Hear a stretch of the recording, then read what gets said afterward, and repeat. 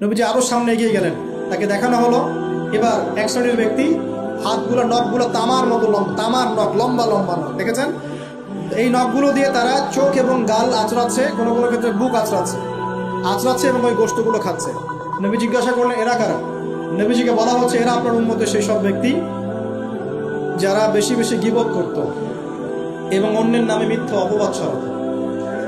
আর সতর্ক করে দেই, এই পাপটা কিন্তু এখন ছেলে মেয়ে সব সমাজে বেশি হয়, কি আলেম জালেম সব সমাজে বেশি হয়। কোনো কোনো ক্ষেত্রে ওয়াজ মাহফিলের প্যান্ডেলগুলোর মধ্যে বসে বসে মানুষের গীবত করা হচ্ছে।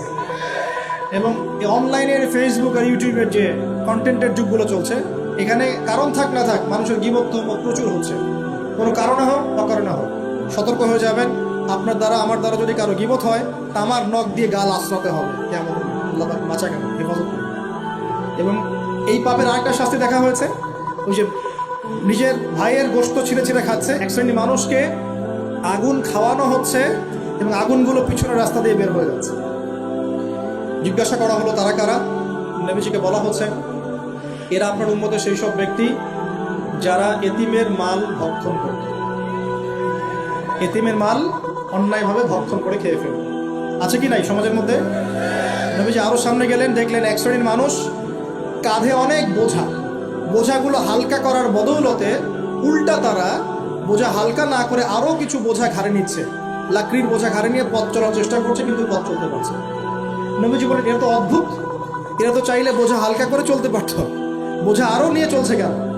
নবীজিকে বলা হচ্ছে এরা আপনার মধ্যে সেই সব ব্যক্তি যারা দায়িত্ব যতটুকু নিয়েছিল ততটুকু তো পালন করতে পারতই না, আরো দায়িত্ব চেয়ে নিত মানুষের কাছে। দায়িত্ব চেয়ে নেওয়ার সংস্কৃতি চলছে না এখন? যোগ্যতা থাক আর না থাক মানুষ দায়িত্ব চাচ্ছে না, দায়িত্ব না দিলে লাভ করে। যোগ্যতা থাক না থাক মানুষকে দায়িত্ব চেয়ে নিচ্ছে কিনা? দায়িত্ব নেওয়াটা বড় কথা নয়, পালন করাটা বড় কথা। না করতে পারলে এই শাস্তি ভোগ করতে হবে। আল্লাহ পাক আমাদের সবাইকে হেফাজত করুন, আমিন। এবার সামনে গেলেন, দেখলেন এবার তো মুশকিল। সামনে গিয়ে দেখলেন এক শ্রেণীর মানুষ, কয়েকটা মানুষ না, এক শ্রেণীর মানুষ যাদের জিহ্বাগুলোকে, ঠোঁট আর জিহ্বাগুলোকে আগুনের কেচি দিয়ে কেটে ফেলা হচ্ছে। নবীজি বললেন এরা কারা? রাসূল সাল্লাল্লাহু আলাইহি ওয়াসাল্লামকে বলা হচ্ছে এরা আপনার উম্মতের সেই সব ব্যক্তি যারা ছিল ওয়াইজ বক্তা, আলেম ওয়াইজ বক্তা, যারা মানুষের সামনে দ্বীনের কথা বলতো কিন্তু নিজেরাই সেই দ্বীনের প্রতি আমল করত।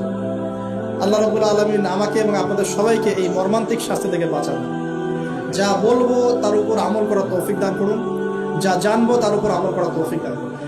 যা বলি আমল করি না সেটা প্রয়োজনে বলার দরকার নেই, এটা আমল করি না সেটা প্রয়োজনে বলার দরকার নাই। আল্লাহ পাক আমাদেরকে রাসূলের সুন্নাহ মাফিক দাওয়াতি কাজ করার তৌফিক দান এবং এই শ্রেণীর বক্তার অন্তর্ভুক্ত হওয়া থেকে আল্লাহ পাক আমাদেরকে বাঁচান।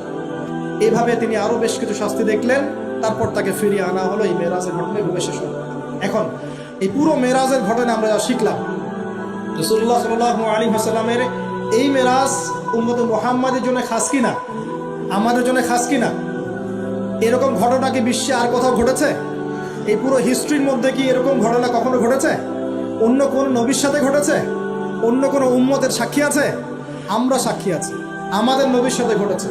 আমাদের নবীর ক্ষেত্রে জীবনে এই বিস্ময়কর ঘটনা একবার ঘটেছে। আল্লাহ পাক কি কোনো নবীকে তার কাছে নিয়ে ওহী করেছেন? আসুন এই মিরাজে যে বিষয়গুলো আমরা শিখলাম, আমরা সবাই এর উপর আমল করার চেষ্টা করি। আল্লাহ পাক তৌফিক দান করুন। প্রথম কথা, 5 ওয়াক্ত নামাজ হাদিয়া এসেছে, ছাড়বো কি ইনশাআল্লাহ? আল্লাহ পাক সবাইকে 5 ওয়াক্ত নামাজ পড়ার তৌফিক এনায়েত করুন, বলি আমিন।